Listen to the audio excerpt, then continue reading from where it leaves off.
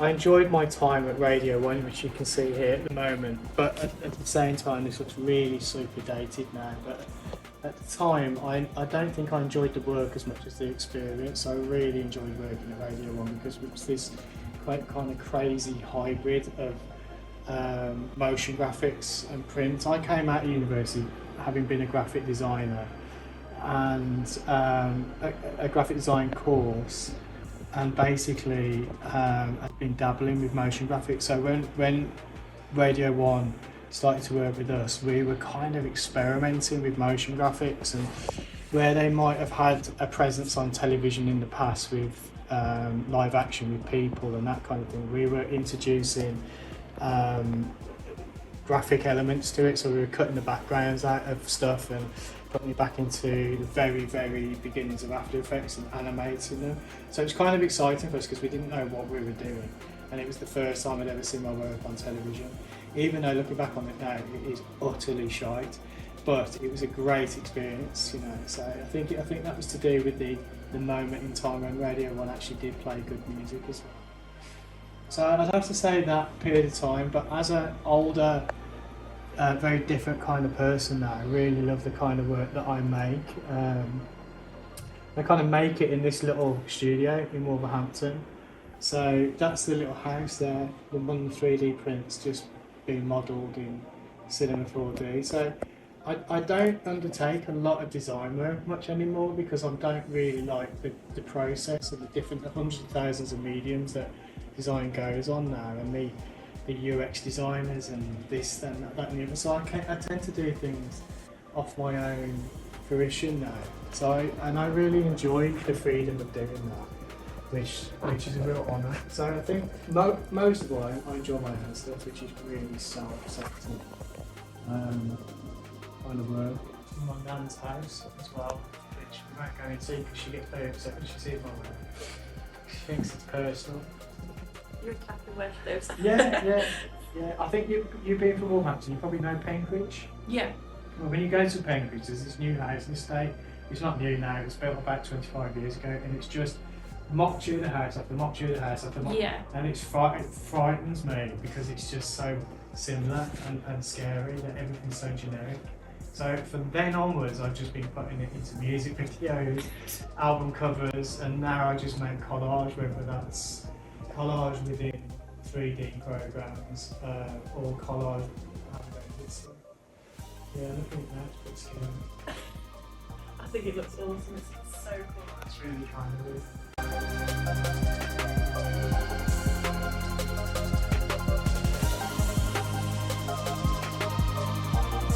Never had creative block, and I think that's because of a really good education. I don't think creative block exists in the way that a lot of people think it does. I think, and I'm going to have to be quite empathetic towards the younger generation here. I think the new designers and artists and that coming through now are so overloaded and everything's so polarised. I can understand why they get confused. But when I started out, I was exposed to a very simple process of research, develop and make, and then treat that as secular. So when you've got to make, is it any good, is it strong enough? If it isn't, go back to research and develop. And I've stuck to that all my life, and I've also not been a swot about what I've been doing. So I've embedded lots of different things like that have nothing to do with art and design, whether that's running or whether that is going out. I should probably go into that too much, but when I was younger, I'd be out listening to music, go clubbing, that kind of thing. So I never really got bored. So when it came to making work, I never really got bored with it. And the other thing that I was taught by great people like Saville, Peter Saville used to teach us occasionally, Um, he did all the New Order, Joy Division album covers and stuff like that. Is to loosen up a bit. So my expectations were never imposed on the outcome. The outcome just came. So I think a lot of students that I work with struggle. I wouldn't say they've got creative block. I think they're being really hard on themselves and their expectations are holding them back. Instead of just going with the flow and then moving on to the next project. I think it's because we're probably the generation where we ask, like, are we doing the right thing? And we're quite worried of failure. Yeah. I think that's come. I think that's very true. And I think if I'd have ever asked my lecturers at university am I doing the right thing, they'd have just walked off. And I'm not saying that's good, because it isn't. But I think that made you a little bit more hardy in the fact that you had to ask your mates or work with your mates or find a solution. So I think that's kind of rubbish education. But I think if you're asking somebody if it's any good, you're asking the wrong questions. If you ask, is this communicating, or what does this communicate to you? Especially in graphic design, because it's an applied art form. It's not like any of this that you're looking at now. It's got to reach an audience and it's got to sell something, you know, most of the time. So you've got the answers, you kind of know. And I think sometimes where we get it wrong as students, or we get it wrong in industry, is that we're not actually aiming this at the consumer or trying to change the consumer. We're doing it in a very subjective, selfish way. And that can be problematic as well. So with creative block, I think you've just got to find yourself before you design. You've got to enjoy life. You've got to get out there, read, watch, do whatever floats your boat, and don't do what somebody else says is cool and makes you happy. So I think that doesn't work either. You know, I know people, you know, if I said to listen to music, it's great, this will really get you in the right vibe. I know really good designers that never listen to music, so that'll never work for them. I've written a paper on creative block, and it's one of the things that I research here at BCU. So get involved in that if it's something that you're passionate about. Cool.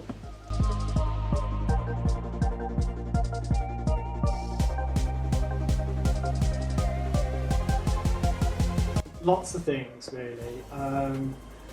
I remember when the internet first started, and I was blown away looking at designers' websites, which now makes me laugh because you'd have to dial a computer and you'd have to wait ages for the image to download. So it was a really, really cool thing to do though, so I really love looking at other designers' work. But of course you're only looking at the outcomes of designers' work, and so you don't really get to grips with what the process was. So I really like looking at artists' work and listening and reading about how they've produced that, because there's normally always a story that goes with that in the gallery. So I think that's a really nice inspirational way of finding source material. But I think source material comes from narrative. So like a filmmaker or an artist or a designer really should be looking outside of what it is that they're doing. So that it's the story that comes with that makes it interesting. So if you asked me to design a logo, I probably wouldn't look at any logos. I'd want to live with that person. I know it sounds obsessive and a bit over the top, but there's lots of designers, and I think they're fantastic, amazing, that design logos that are parodies of logos that have gone before.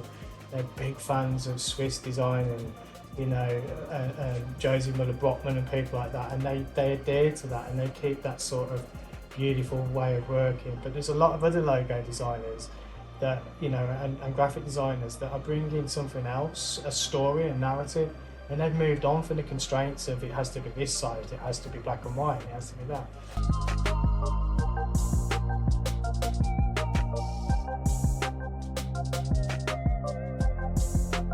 My design process is very different to my artistic process. My design process is really kind of based around three areas: research, develop, and apply or make or produce. So the research involves listening to the client, looking at the audience, and of course these days everything's very data driven, which is not how I was taught. So it doesn't matter whether it's a highly commercial thing or for something very niche these days. You tend to be given lots of trend forecasting information and data and consumer information, that kind of stuff. So that fits in, it slots in with your research as well, and I think a good designer will add to that. They don't just produce it for that. And then I develop, I'll start, I'll either scribble something that will be completely unrecognisable to somebody else. I like to start developing when I'm in motion, funny enough. Because I'm a teacher as well as a creative practitioner, I'm often coming home from teaching, going to teaching or going to something else. So I love that journey. I don't know why, but when I'm in motion, going back to your creative block thing, when I'm on a train or in a car, I'm thinking, it just inspires me. So then I'll make notes, or I'll make voice notes, or I'll put stuff in my notes on my phone. And that'll be part of the development process, and then I'll hit the computer. Because at the end of the day, we've got to make it on a Mac, we've got to make it in certain software because it's being produced professionally. But as an artist, I've got a few key drivers, three occurring narratives of houses, planes, fear, arrows, and a few other things. So I don't really give it that much thought, I just make it. Complete opposite to how I would do it to an applied art form. I go into the studio, I've got trolleys full of aeroplane pictures. I've got trolley full of airplane pictures, a trolley full of houses and this, that and the other, of illustrations that I've done in the past or photographs I've taken, and I just start blending them and merging them. So it's a very, very different process. I was going to ask you about the arrows, because I've noticed the arrows on a lot of like your collage pieces, because you've got some that are very like inked in and very like dark, and you've got some that are like sort of outlines. They're a kind of homage really. The arrow for me is about pointing out obvious significant things in work, but they're a homage to Ian Anderson from Designers Republic, who is a real hero, was a real hero of mine, and also Francis Bacon, the artist Francis Bacon, because he's in my opinion, in my humble opinion, probably the most successful British, although he was Irish, they call him a British painter. And one of the really beautiful things about Francis Bacon is that he didn't go to art college, he didn't have an art background, he was self-taught, and he denied anything to do with preparation and proprietary, can't speak now, preparing work. And of course it was bullshit, he was just spinning a great lie. But when he died, they broke into his studio and they found lots of magazines of what his key drivers would have been. So it was all about meat, because the paintings were all about sort of flesh being torn. There was pictures of wrestlers because there was figures that were entangled and fighting. And then there was x-rays of broken jaws and limbs with arrows, because you get arrows on an x-ray. So to point to where the break is.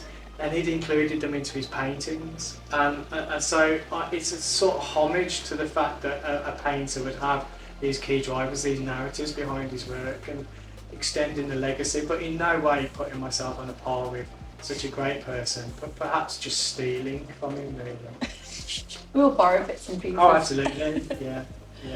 So there were something really interesting me looking through all your work, and as well as the little orange dots that you have going throughout the work, that was something else. They're a kind of mechanism as well, like the arrows for pinpointing things, and a lot of my collage work is anti my other side of life, which is designing to tight grids and making sure the rules of thirds and perfection. So a lot of my collages start off with just mayhem, and then I tighten them up with points where I want you to see. So it's just a vehicle, it's just a mechanism to get the person to see something in the work. But it also represents a full stop as well, quite often, which is, just simple sort of semiotics really, in the sense that there's so much going on in the work, it's like a full stop to just stop thinking at that point in the work. So there's a double meaning to that. Well spotted. Yeah, I don't always use them.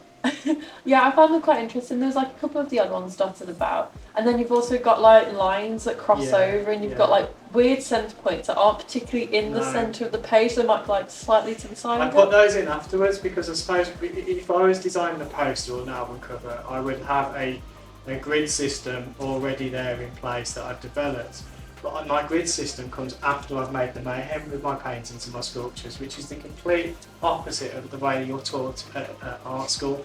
You're taught the rules of thirds, you're taught it's heavier at the bottom, it's lighter at the top, but that's not how I work, and I've tried to abandon those art school restrictions because they're just bullshit. They were made up by old men who told people how to paint, and of course this goes back to creative freedom and going out there and I've just spotted a really beautiful green dot on the floor as well. I'm going to have that.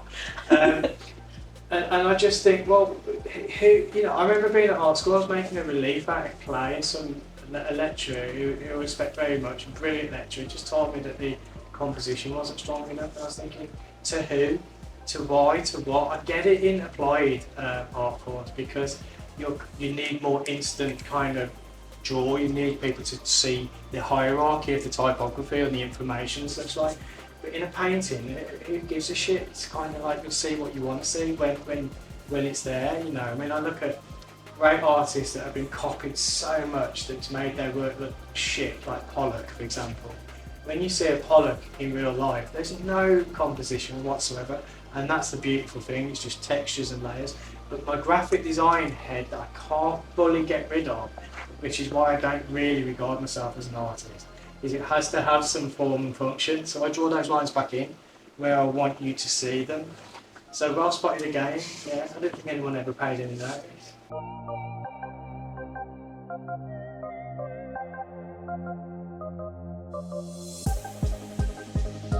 Oh God, yeah, all the time. Yeah, I had some really strict but amazing teachers on my foundation course in Wolverhampton. Then on my course at Salford. Salford was a really crap university that was converted from a polytechnic into a university, but it completely coincided with Factory Records being shut, which was a big record label that of course opened Hacienda and things like that. So that opened us up to lots of designers like Peter Saville and lots of really influential people like Tony Wilson that owned Factory Records to come in and critique us, and they never held back. Why would they? They weren't rude or personal, but they'd come in at 9 o'clock in the morning with a fag and a coffee, and they want to see your work, and they want to sit there and they want to talk about it until the sun goes down. But that was never, oh my God, that's brilliant, it's so good. And they never used the word like, they just completely smashed it to bits. Compare it to every art movement, every movement that happened in graphic design.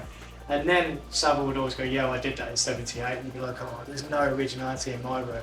So I'm very sceptical about good feedback because it's just not within my nature. Being from Wolverhampton as a complete pessimistic person, I'm never ever really convinced that somebody likes it. So I've been in galleries when I've sold my work and I'm like, you don't really want it. You know, I'm the worst kind of business person. When I worked at Radio 1, the first television advert I ever did for them was really subjective, and it was probably a bit too contemporary for them. And the one thing I'd never took into consideration when I was doing it was timing. So they had a very short getting time to get it onto television, convince the audience of the event they were doing, and my advert was really bespoke, and it was very minimal. So it was like, we gave you creative freedom, but it's not appropriate, we want it like this. And that was really hurtful, but then also really alarmingly obvious things where you've done stuff as a team and you've missed the importance of the hierarchy in a piece of text because you've rushed it. Everyone's done this, and anyone that says that they haven't are full of shit. You've kind of not done the hierarchy, so the message isn't coming through. Or you've dropped in something, you've used an image, or you've used a shape. You know, I really love plus signs as well, and I use those for various different things. And I did a piece of branding once for an organisation that pointed out to me it looks too much like a Christian motif, the cross. So yeah, I've had really bad negative feedback. I've had bollockings. I've done all kinds. I remember I did a job for Saatchi once and missed off the address. And it went to print for an event they were doing. Anyone that says they haven't is a liar, and I think it happens. It always happens, and you won't get sacked unless you continuously do it all your life. You know. Then I've had harsher critiques on my own fine artwork as well. And people just think it's shit, and it's great. You know, it's. I mean, sometimes it can be quite hurtful in the moment, but then afterwards, it's quite it's quite good when people come and rip it apart and you've got the ability to put it back together again, or accept that what they're saying you don't agree with, then it doesn't matter. I mean, when I was at university, I always knew there was 5 people out of the 100 people I was on the course with that I wanted them to enjoy my work, and the 95 others, I could, you know, if they liked it, I thought, well, I'm going down the wrong path. And the same with tutors as well.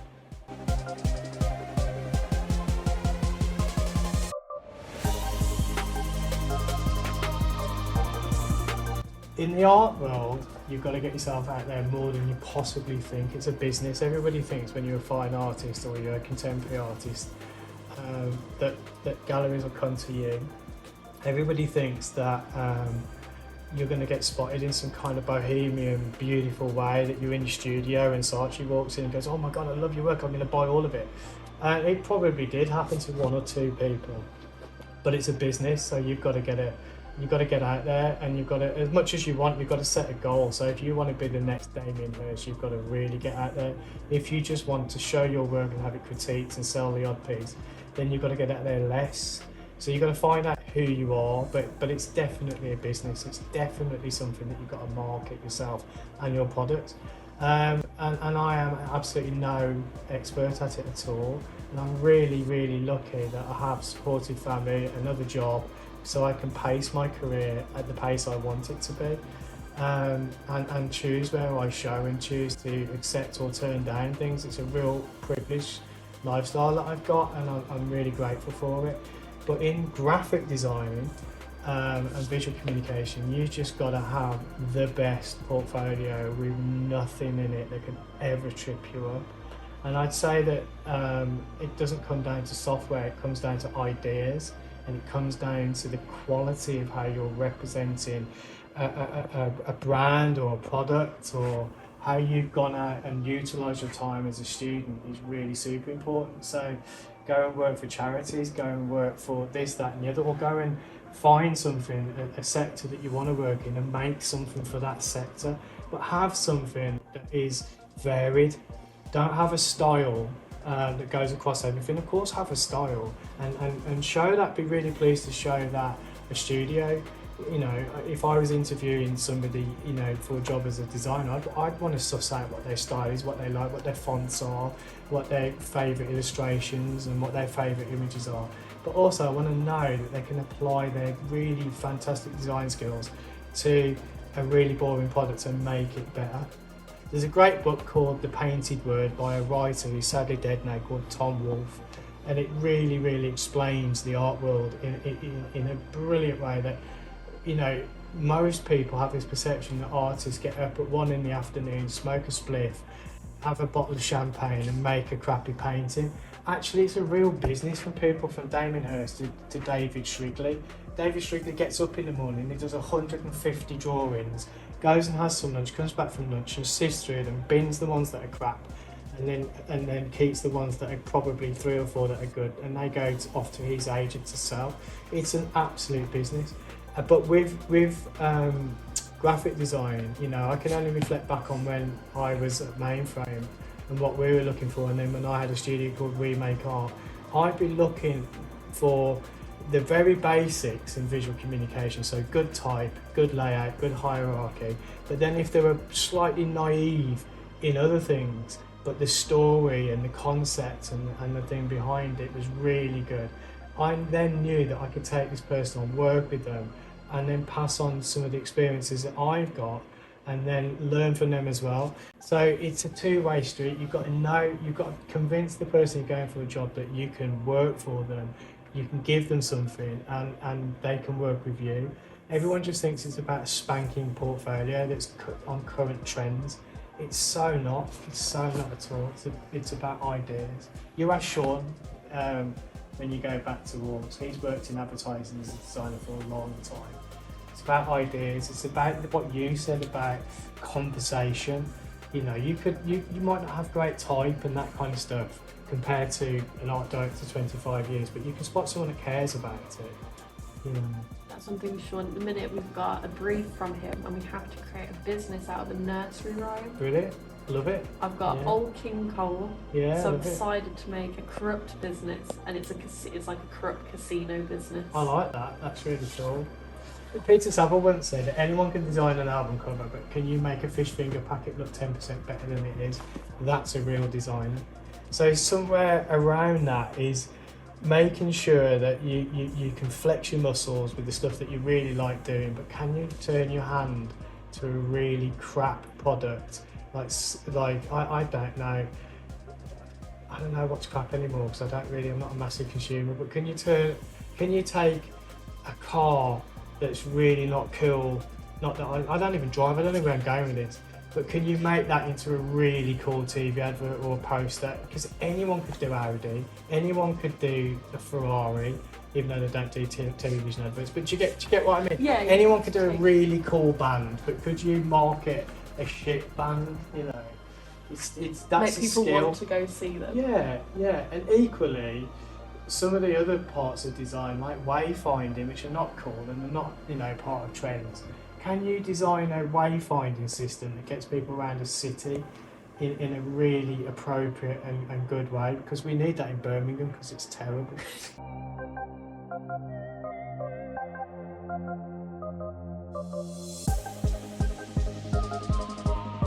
No, not. I do. Yeah, a lot of my work is about buildings that have closed down and the way we live. I also find the people inspiring. And a guy called Johnny Harstaff came here the other week, and he said that he just found the people from Birmingham and Wolverhampton local area to be unusually friendly and down to earth, and I think that is so true. But I find it inspiring in different ways. I find it less inspiring because I think there's less opportunities for people. I think that because we're always in a state of flux, with possibly a few good years during the 90s, I think that the opportunities for people are absolutely minimal. So I find it completely uninspiring. And then I find that you get predatory organisations that get funding for arts and business and stuff like that, and they're just lapping whatever money's out there. So I think there's some really, really good people out there in the Black Country, but I don't find it inspiring enough. I think that I'm guilty of this. We all bugger off at some stage, and actually we should stay and make it great. And there are some really good people that are doing that around. But I just think, I walk around in my hometown and it's just like a bomb site at the moment. There's no shops that are open. The shops that are open are not very varied. You can't get yourself an independent cup of coffee anywhere. It's Starbucks, as he hides the Starbucks coffee cup. And I think it would be nicer if we just got a better balance of things, really. And I think the difference between where people, the wealth, the distribution of wealth in Wolverhampton is incredibly it's just not right. I think you've got people that have got tons and tons of money, then you've got people with absolutely nothing, and I find that inspiring as an artist to make work to argue about that. But if I was a young artist or designer studying at Wolverhampton University, I would be applauding the lecturers and the staff there for keeping them, because there's nothing there. When I went to Manchester, we had the Hacienda, we had music, we had bands, we had a culture. So I don't want to be too harsh on the Black Country because it is a beautiful place.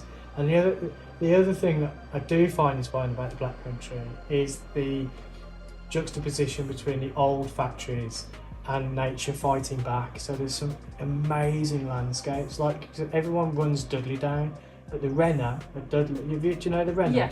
It's like a bloody wildlife centre, wildlife park. It's a well protected park, it's amazing. And Himley and Wumburn and places like that. But equally, I'm not justifying this very well, because I am now talking myself and saying I'm inspired by it. But if you look at these buildings here, these are collages and assemblages of ex-factories and buildings in Wolverhampton and the Black Country. And I call them dinosaurs because they're dying. They're not meant to look like dinosaurs, they're just assemblages that are joined different buildings together. So I am inspired by it, but not in a positive way. So if Wolverhampton City Council or the Black Country said to me, could you do some artwork to promote us, it would look like that, which is not very inspiring. So yeah, I think I have got inspired by it, but not in a positive way.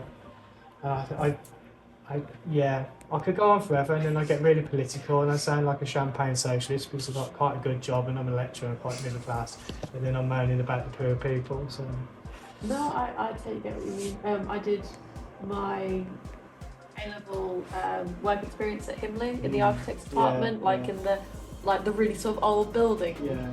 And it was like lovely in there, but when you went outside afterwards, it was just even better. It's nothing for people. It's you know, I keep admitting to this. I'm in a really privileged position where I can take myself and my family away. But there's lots of people in the Black Country that don't see anything else apart from deprivation, and that happens to us quite a lot because we're one of those towns, places that whenever there's a recession or there's a lack of money, it hits us harder than everybody else.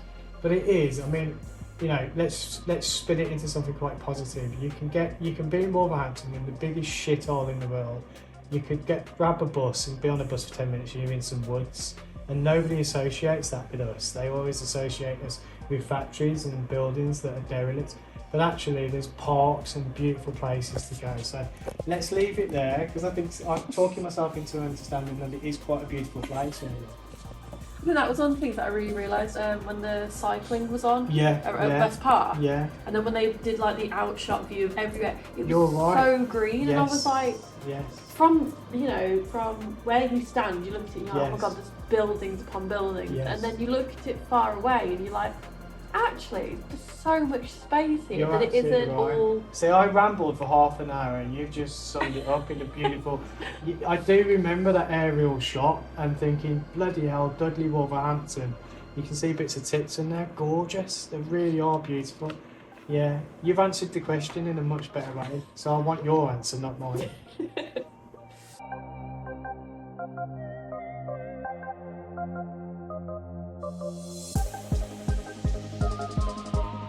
So, everything that I collage hand rendered is either found imagery or photographs I've taken or illustrations that I've done in 3D programs like Cinema 4D, Blender, various different programs over the years. Then I print them out on a digital printer and I knock them back and use them in different ways, or rub the colour off them, or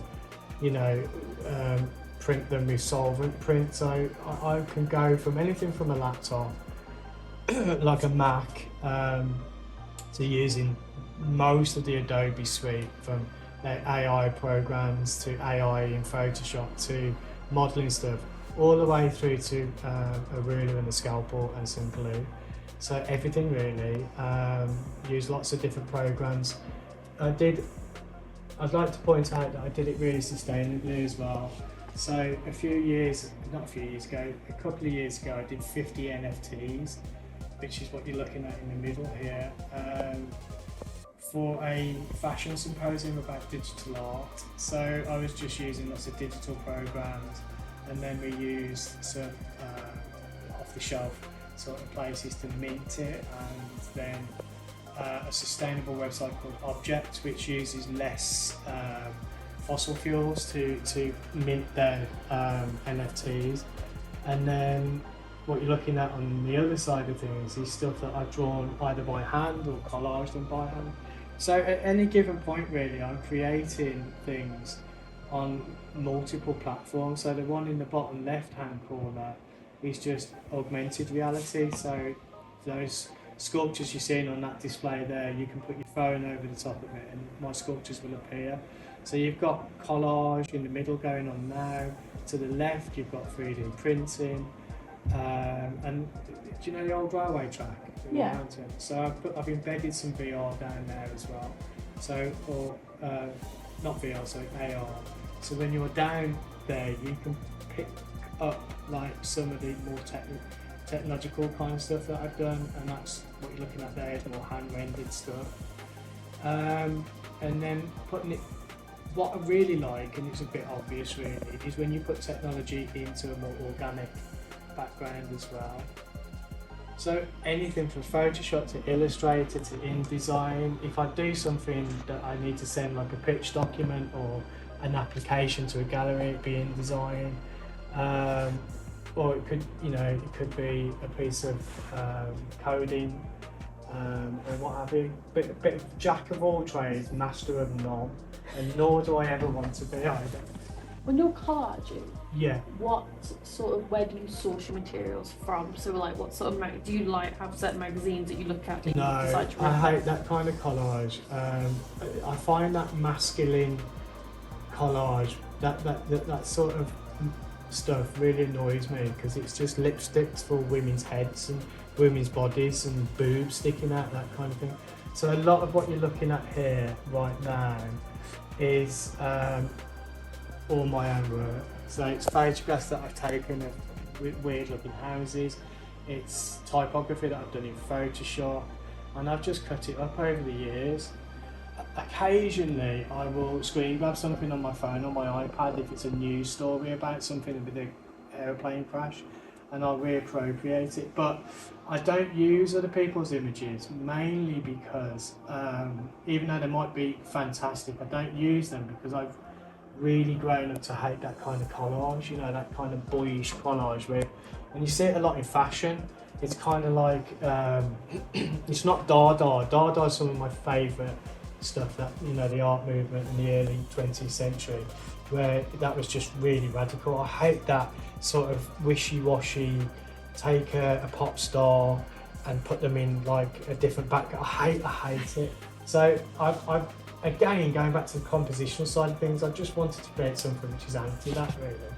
So a lot of this source material is mine, and I've photocopied it and printed it out a million times, which is killing rainforests in Brazil. I fully appreciate that, and then I just recycle it, and then when I do a collage, I'll scan it back in, print that out, work back into it. That's really cool. One of my other things was, on your collage pieces, do you put everything on like a wooden background? Sometimes, yeah. If I need that mechanism to concentrate, I do. Or sometimes I will just stick one thing to one thing, then work outwards. It depends what mood I'm in, really. I think I have to be in a really confident mood to do that. If I'm feeling less confident, I need that sort of frame. So I just buy plywood and I make a frame, and I don't like canvas because I feel collage doesn't belong on canvas. I think it needs a harder, more industrial kind of material. So there's two ways of doing it. I join something to something and then work around that, or I stick it onto a piece of cardboard. Okay, that's cool. I like that. I did look at it and I was like, I swear that's on a wood background, because you've got like the little knots and stuff as well, which I felt like added also like a different element to just either the paintings that you put in or the drawings or the pictures. I was like, it adds a more sort of real world sort of feeling to it, the idea that it was on wood and not just put onto paper. I like the stuff that I do on wood, but I think sometimes I'm still in denial that I'm an artist, so I don't really have a set rate. You see, the one that you're looking at now is a picture that started out as an A4. It's about 8 foot wide now and about 4 foot high. So it would have started out as a small piece, and then I go to Service Point in Birmingham, and I get them to blow up my work from an A4 sheet to an A0 black and white photograph. And again, it's going back to being a graphic designer about 300 DPI and the rest of it. It really, really fucks it up and makes it pixelated and grains it. So it's part of the methodology is that, I'm destroying the illustration work that I've probably spent hours doing in the sketchbook or hours in Illustrator, when you're drawing points with the pen, that kind of vector line, and then getting Service Point to blow it up. And I've become really quite, we have a good chat when I'm there now, because they're all working on really big high-end corporate stuff for millions of pounds. And I come in with a photocopy and an A4 sheet, and that's going to blow it up. And they're just bemused at how shit my work is, I think. But I'm not giving up. So yeah, two ways. Sometimes I have a frame, it's a square or it's a rectangle on a piece of plywood. But recently, I've just been building up big collages, and I don't know how big they're going to be yet. I don't even know how to display them, but that's not the point, really.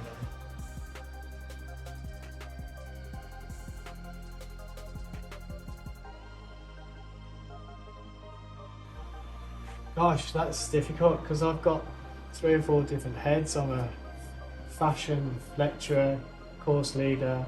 I love working in that field.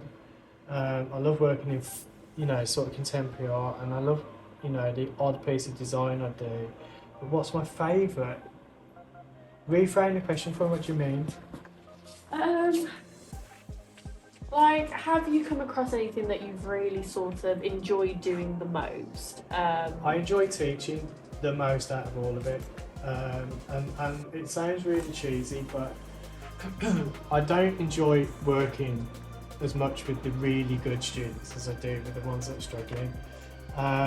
Because I was a struggling student, I was somebody that was unconfident and somebody that didn't really believe in what I was doing at the time. And because of great lecturers, they made me have confidence. And I love working with great students, but it's just too easy. And I'd never ever work on a graphic design course because there'd be no resistance. My skills would blend perfectly. So working on the fashion communication course is great because they resist and they fight back, and it's really interesting.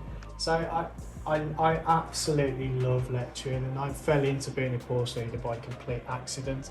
And it comes with a lot of admin, and it comes with a lot of meetings and emails and dealing with things. And I quite like that because I get a little bit more autonomy about what the course is about, but the teaching is brilliant and it's really rewarding and an utter privilege. So to be able to bring this into my teaching and talk to students about the world has incredible possibilities, and visual communication is so much more than just making a lookbook for a fashion designer, is such a rewarding thing to do.